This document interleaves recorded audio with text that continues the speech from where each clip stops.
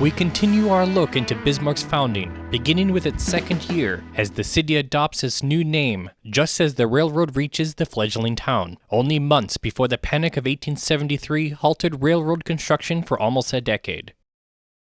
History Talk streams exclusively Thursdays at 10 a.m. on KFYR+. Despite the confusion over the town site, initial growth was rapid. By spring 1873, some 60 to 70 buildings had been erected, many of them saloons and others of, quote, ill fame.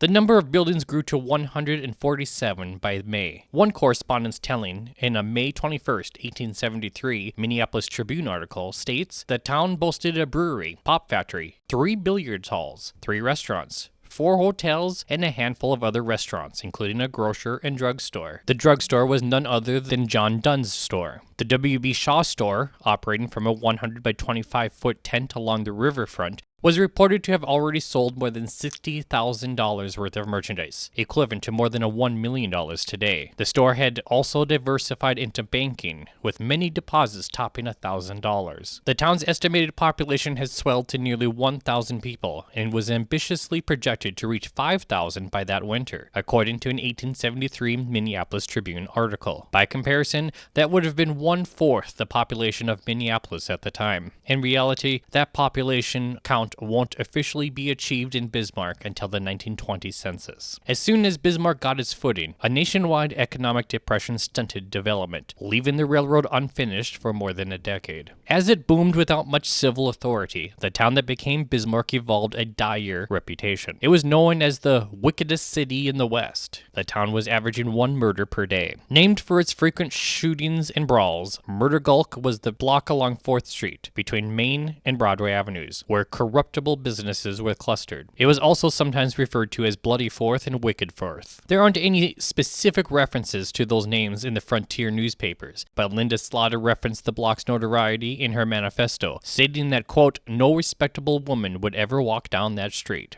Its fearsome reputation lasted until about 1876. It is rumored that Wild Bill Hickok himself departed the town because he perceived it as too dangerous. In hindsight, this is ironic considering his lethal fate in Deadwood. The 7th Cavalry, under command of Lieutenant Colonel George Armstrong Custer, marched from Yankton to occupy Fort Abraham Lincoln in May 1873. The cavalry supplemented infantry personnel stationed there to assist in guaranteeing railroad expansion. Custer remained there until his infamous massacre 3 years later.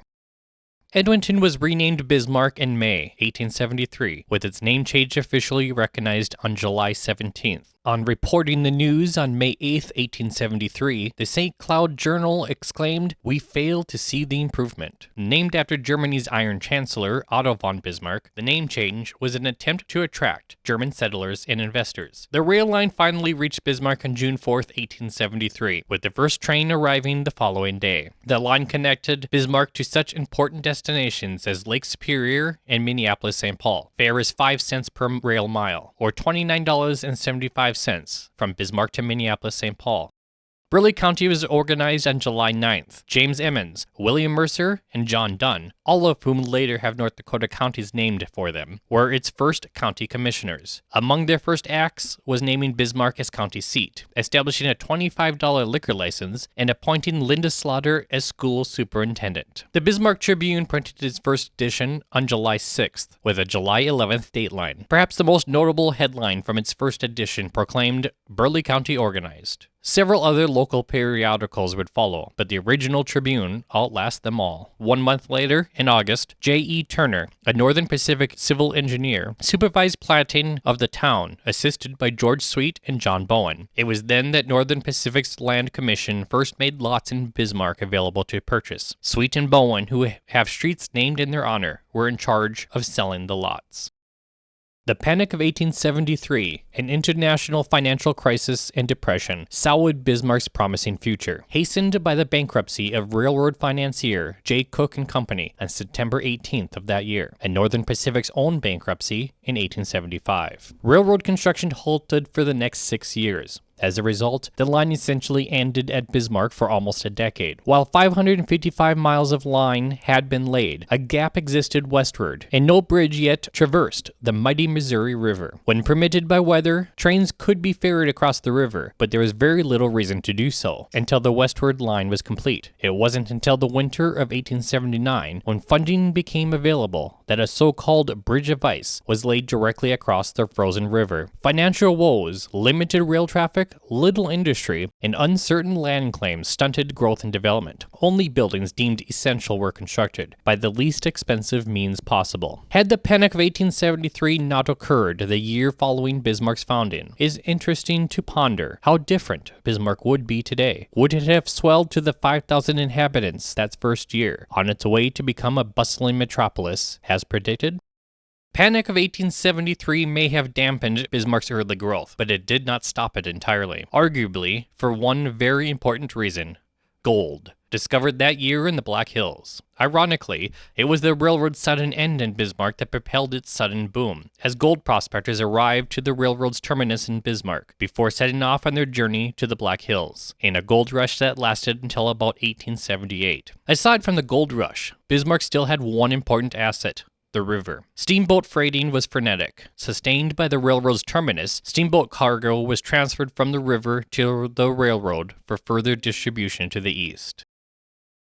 Bismarck was incorporated as a city on January 14, 1875. Edmund Hackett was appointed the first mayor until a formal election was held in April, when John McLean was chosen as the first elected mayor. Over the next few years, Bismarck staggered along with little growth. Railroad construction finally commenced at the end of 1878 to connect the line to the west. What became the city of Mandan formed as a railroad encampment when construction resumed. The railroad bridge spanning the river finally opened in October 1882, nearly 10 years after the line reached Bismarck. While the ceremonial Golden Spike took place the month prior in western Montana, the bridge effectively completed the line. 2 years later, Bismarck became capital of Dakota Territory. For more on the founding of Mandan, completing the railroad bridge, and Bismarck's assumption as capital, check out the related History Talk segments I've already completed on those subjects.